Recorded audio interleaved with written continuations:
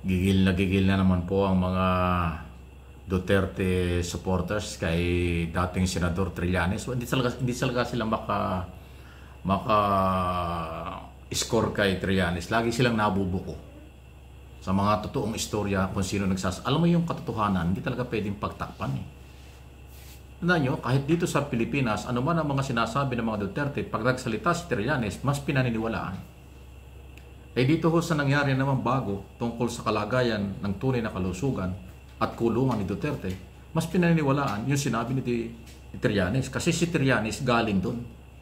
May balita nga na nakapasok ng kulungan si Trillanes habang natutulog si Digong Duterte. Ang lupit, ano? Kasi nga si Trillanes merong access sa ICC kasi complainant yan. Grupo niya ng Magdalo at yung mga biktima ng tukhang ng 2017 ang unang-una na nag-file ng kaso laban kay Duterte noon. Hindi kasi kayo naniniwala eh. Lagi kayong naniniwala dun sa si Trillanes ay fake news, si Trillanes ay ganito. Kung ano mga pinagsasabi niyong personal dahil idol talaga niyo si Duterte. Digong Duterte na walang ginawa yan kung hindi murahin, laitin si Trillanes ng panahong yun. Kaya tuloy sinabi ni Trillanes, sige lang, pagkatapos ng term mo, ipakukulong ka namin. Ayun ang nangyari. Naipakulong nga ni Trillanes. Dahil nakakulong na.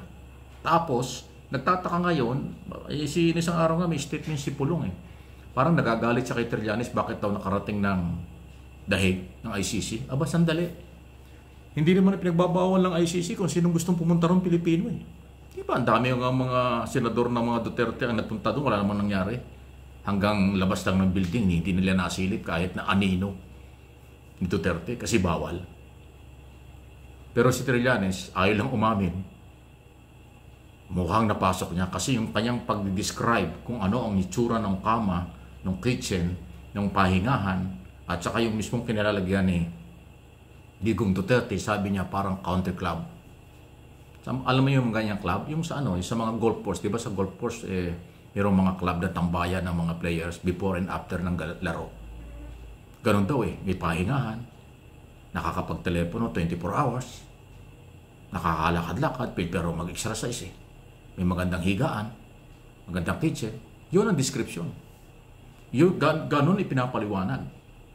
Ay yung mga Duterte, natural, hindi sinasabi. Dahil ang gusto nila, maawa ang tao. Lagi sinasabi na kawawa, maliit yung lugar, kawawa, nag-iisa, may sakit, yung gamot hindi naiinom, nag-collapse daw na hospital. Lahat naman pala fake. Hindi naman totoong na hospital, hindi rin totoong nag-collapse. Kayo ang nag-collapse kasi maliin yung balita. Si Digong hindi nag-collapse. Ayon kay Trillanes, imposible yun dahil 24 hours merong mga doktor ang ICC nagbabantay, 24 hours nagbabantay ang mga security, alagang-alaga ng ICC ang lahat ng akusado na galing sa iba't ibang lugar sa buong mundo na merong kaso sa ICC. Ibang-iba ang treatment ng International Criminal Court sa mga akusado kumpara sa mga akusadong nandito sa Pilipinas sa mga kulungan dyan kung saan-saan. So yun ang totoo. Talagang lahat kabaligtaran. Kaya kung ano man po ang paninira nila kay Trillanes, panlilin lang sa mga Pilipino ng mga DDS, pag nagsalita si Trillanes, nag-iiba ang dating ng mga balita. Mas pinapaniwalaan.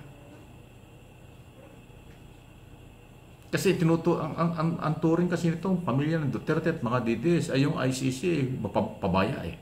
Ang tingin nila yung ICC, walang pakialam kay Duterte. Hindi po ganoon. Sila ang merong control and supervision at responsibilidad kay Duterte, kaya pinapangalagaan nila yun. At ang kulungan po dyan sa ICC, hindi talaga katulad ng kulungan sa Pilipinas. Ibang-iba yun. Doon talagang VIP treatment ang kanilang turing kasi akusado pa lang. International court nga yan, merong kredibilidad dyan eh. Walang political ambition, walang political issue dyan. Kung ano ang complainant, yun ang kanilang didinggin. At kung ano ang depensa ng akusado, yun ang kailang aaralin. Kaya tuloy yung drama na nangyari niyan, lalong nakasama kay Duterte. Kasi hindi natuloy yung pre-trial ng September 23 dahil unfit daw. Parang lumalabas, nagsinungaling yung abogado ni Duterte. At yung mga Duterte, ay problema, Nakalimutan nilang mayroong medical team na nagmo-monitor sa kalagayan ni Digong Duterte sa kulungan, ang ICC.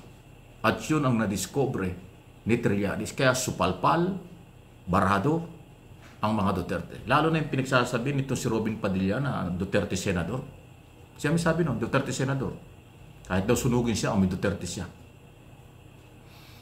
Ba't mo susunugin? Sayang naman yung pasunog. Di ba sabi niya, Bartolina? Wow! Ginawa niya New Bilibid Prison, ginawa niya City Jail, Municipal Jail, Provincial Jail ng Pilipinas, yung kulungan ni Duterte. Hindi ganon. Kompleto ng gamit siya doon, nakakapag-cellphone. Bawal lang pumasok yung hindi ka mag-anak. Bawal lang kung pumasok doon kung mga politikong sino-sino dahil ayaw ng ICC. Kung paano nakapasok si Trillanes, paano na-penetrate ni Trillanes, abay siya lang nakakaalam nun. Pero isa lang po yung aking pinapaliwanag. Merong access, inuulit ko.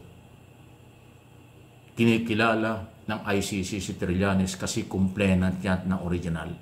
Sila yung nag-file ng kaso. Kaya alam niya ang estado ng kaso at kalagayan ng akusado. Kaya nga nung magpa-picture si Trillanes doon sa harap ng building kung saan nando si Digong Duterte, galit na galit si Pulong Duterte, bakit doon nagpunta ron si Trillanes? Abay, ano naman pakailan mo doon? Kahit sino pwede magpunta ron. Nagrarally pa nga yung mga followers nyo doon kung saan saan ang gagaling. Hanggang sa nag-aaway-aaway. Dati pinag-aawayan pagkain. Unang pinag-awayan nila yung mga babae ni Duterte. Tapos pagkain. Abay, nung isang araw, nagsabunutan pa nga, nag-away na talaga, physical Dahil sa kanilang mga followers at subscriber ng kanilang mga nag-away-away yung mga DDS dahil nagsisiraan. Kanya-kanyang agawan ng kanilang mga followers, subscriber. Nag-away. Parang mga bata. Kaya. Pinagtatawanan na sa buong mundo sila. Nagpunta ron para sumuporta kay Digong, wala namang pakialam ang ICC.